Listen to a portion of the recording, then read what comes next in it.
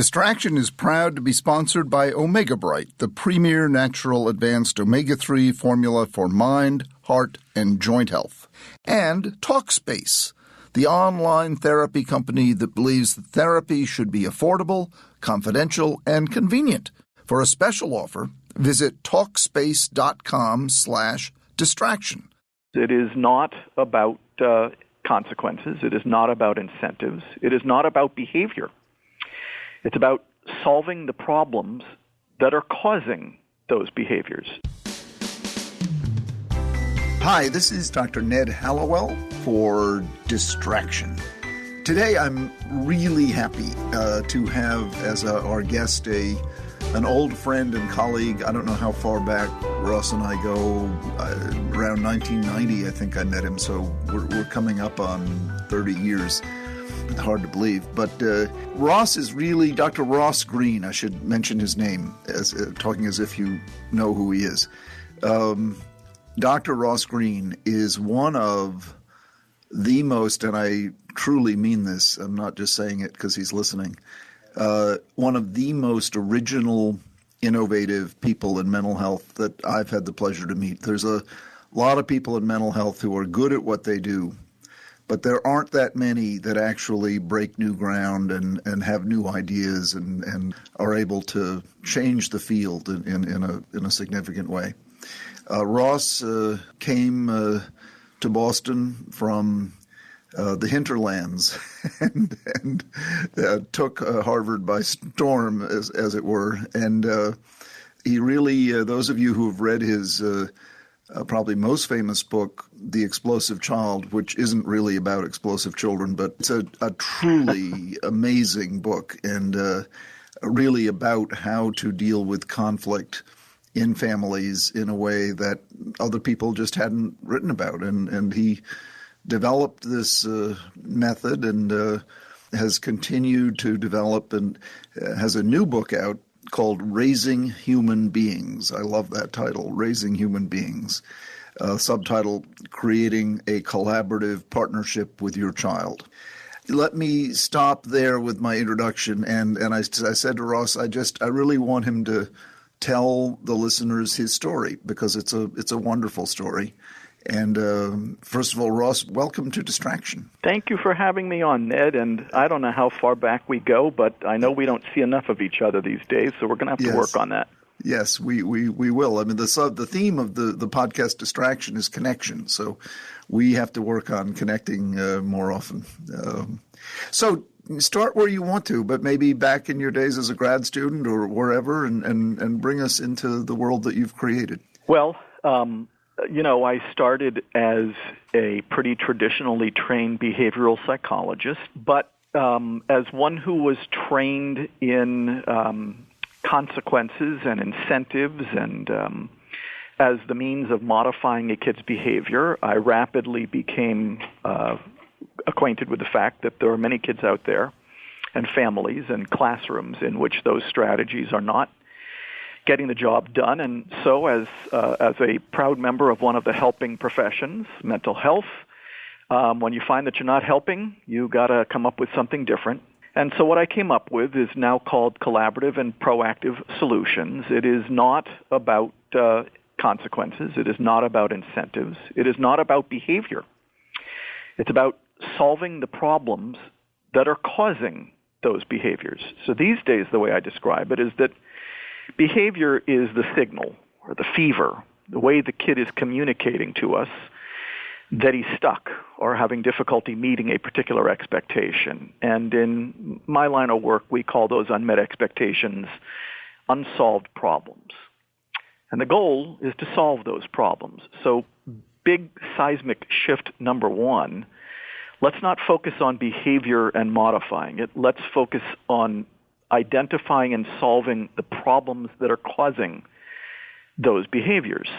And the research that we've accumulated since 2004 shows that approach to doing things is every bit as effective as the behavior modification approach. So we're on level playing field there.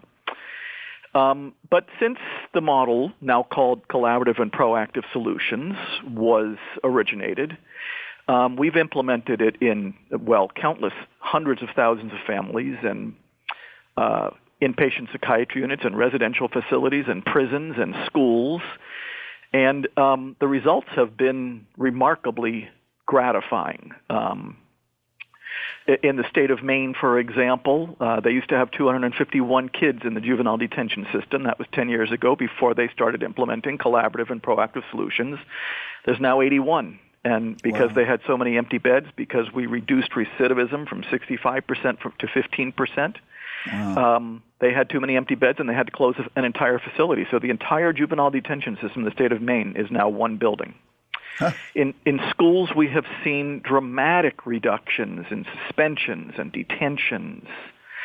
In residential facilities and inpatient psychiatry units, CPS has a great track record for dramatically reducing or eliminating the use of physical, chemical, mechanical restraint and locked door seclusion.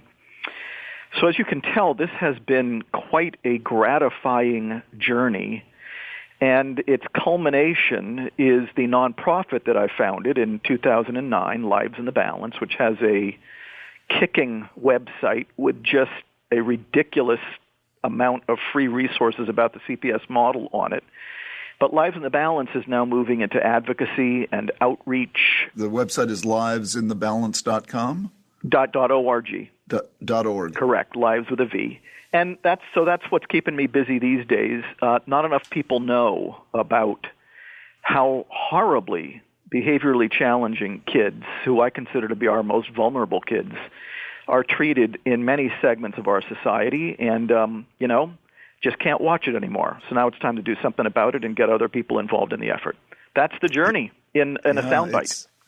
But it's a wonderful, wonderful story. Give us just one example of a child. So a child comes to you and he's beating up his brother every day and he's kicking other kids at school, and his father's saying we just need to punish him more, and his grandmother says, we need to beat him more, and his mother says, no, there's got to be a better way. Let's go see Dr. Greene. So what do you do? What is the method? What's amazing is you don't do anything differently with a family than you do with a classroom or a prison or an inpatient psychiatry unit or a residential facility.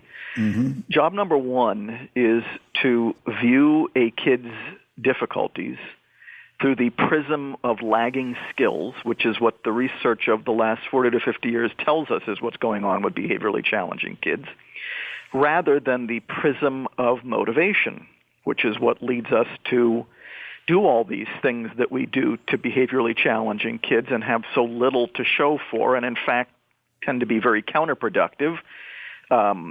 Suspension, detention, expulsion, paddling, hitting. These are all motivational procedures that are supposedly founded on the belief that these kids aren't motivated to do well. But so the first, step number one is pay attention to the research, quite frankly, and that is the research doesn't tell us behaviorally challenging kids are poorly motivated. What it tells us is that they're lacking skills, and that those skills make it difficult for them to meet certain expectations. Once again, those expectations in the CPS territories are called unsolved problems. And now here's the amazing thing. This B.F. Skinner told us, and this is a big reason why people focus only on behavior. B.F. Skinner told us that behavior is the only thing that's observable, the only thing that's measurable, and the only thing worth paying attention to. But here's the interesting true fact. The expectations that a kid is having difficulty meeting that are causing those behaviors are just as observable. Now, back in my behaviorist days, I would have called those conditions. Now I call them unmet expectations or unsolved problems. Mm-hmm. But they are just as observable as the behaviors they are causing. So the next thing the CPS model requires is that we shift from behavior to the unsolved problems that are causing that behavior. And now we only have one more step left. We got to start solving those problems, but proactively rather than in the heat of the moment, and collaboratively rather than unilaterally. So let's say the unmet expectation is sit down and be quiet. Difficulty staying quiet when the teacher is doing the math lesson is a great unsolved problem. But so would be, in the case of families, difficulty brushing teeth at night, difficulty cleaning up toys after playtime, difficulty taking a bath at night, all these seemingly mundane things that cause massive blowouts in millions of families every night. Right. These are all related to expectations that a kid is having difficulty meeting. Ross, hold on for a moment if you wouldn't mind. We're going to take a break to talk about our sponsors. Omega Bright, the premier natural advanced omega-3 formula for mind, heart, and joint health. Now, as I've been telling you over the past few months, I take Omega Bright myself, my wife takes Omega Bright, and I recommend it to my patients. In fact, Omega Bright is recommended by more doctors than any other omega-3. It's good for your heart, it's good for your mind, and it is especially helpful for those with bipolar disorder, ADD, depression, and mood swing disorders. It promotes positive mood, focus, cognitive clarity, and overall good health. You can order Omega Bright directly by calling 1-800-383-2030 or by going to our website, distractionpodcast.com, and clicking on the Omega Bright logo. I don't know if it's just me or the winter or the snowstorms we've had in the Boston area or what, but it seems like there are a lot of folks around that are feeling a bit down lately. And that's why I'm excited to introduce our new sponsor this week, Talkspace. If you've ever thought about going to therapy but found it too inconvenient, too expensive, or just too embarrassing to make it into an office, then give Talkspace a try. Talkspace is the online therapy company, and they make it easy to connect with a licensed therapist handpicked just for you for as little as $32 a week. Using Talkspace, you can text, audio, and video message your therapist as much as you want. Your Talkspace therapist can listen to you vent about work or family, explore your relationships with the people around you, and help put you on the path to a happier life. To sign up or to learn more, go to Talkspace.com/distraction. And as a special offer for our listeners, you can use coupon code DISTRACTION to get $30 off your first month and show your support for this podcast. That's code word DISTRACTION and Talkspace.com/distraction. Talkspace, therapy for how we live today. And lastly, we're participating in a movement this month called Tripod. That's TRYPOD. Get it? Try podcast, Tripod. Tell a friend, your mom, anyone about a podcast that you think they'd really love. Just hit the share button on the bottom left of your screen and let us know what podcast you're sharing on social media by using hashtag Tripod. That's hashtag TryPodcast, TRYPOD. Thanks for spreading the word. Okay, we're back with Dr. Ross Greene. Ross, what do you say to the parents who come into your office for help with their child? First thing I'm going to do if a family lands in my office is help them recognize that it's a whole lot better to pay attention to those unmet expectations than it is to the behaviors those unmet expectations are causing. And the second thing I got to point out is that a lot of things they've been doing, whether it's hitting or screaming or threatening or depriving a kid of privileges, hasn't brought them 1 inch closer to solving any of those problems. And that's why they're sitting in my office right now. Mm-hmm. This is not about motivation. Then I got to help them make a list, all the expectations the kid is having difficulty meeting. If this kid's been challenging for a long time, that's probably quite a list. Then we're going to prioritize because you can't solve everything at once. And then I got to teach them how to solve those problems collaboratively and proactively rather than emergently and unilaterally. And I expect that things are going to start getting better the minute they get their new lenses on, skills, not motivation, and the minute they become skilled at solving problems collaboratively and proactively. That's how it works with a family, in a school, and in a therapeutic facility. Same deal. Well, so get very specific. Say, Dr. Greene, in the morning, he won't get out of bed, he won't brush his teeth, he won't get dressed, he won't get out the door on time. Got 4 different unsolved problems there. Mm-hmm. Let's say we pick difficulty leaving for school on time in the morning. Okay. We now come to the 3 steps that are involved in solving a problem collaboratively, what I call Plan B. Step number 1 is the empathy step. This is where we are gathering information from the kid about his concern, perspective, point of view on this problem that we are now talking with him about proactively. Kids, as I always say, have information we very badly need. Information about what's hard, what's getting in the kid's way.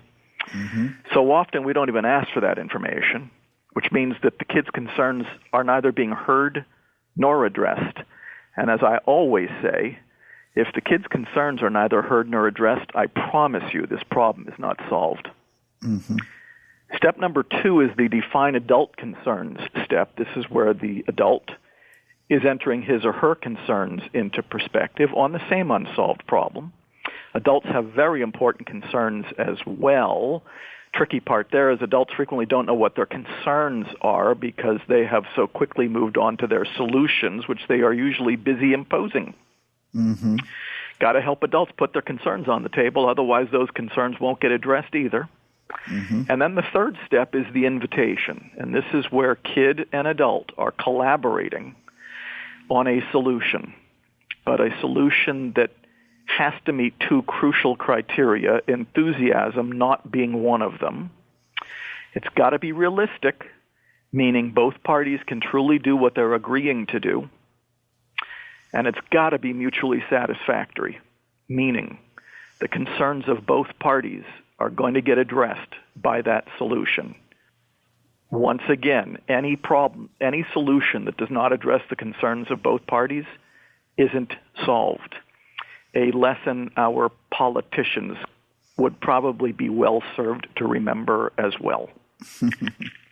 So let's say getting out the door on time, the kid says you empathize with him, and he says, I don't know why I can't get out the door on time. They're just always telling me what to do, and it's never good enough, and I'm not out the door on time. And then the parents say, well, the parents aren't going to say anything yet.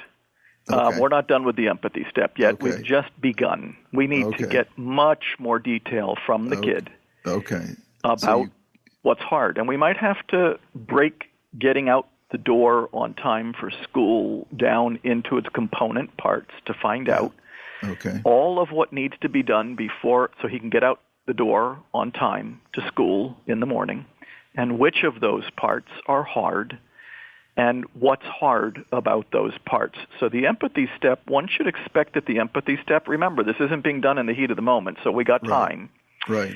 The empathy step should take an average, and this is only an average, of somewhere between 5 and 15 minutes, depending on the complexity of the unsolved problem. But before we leave the empathy step, we have to make sure we have the clearest possible understanding of the kid's concern, perspective, point of view on this unsolved problem.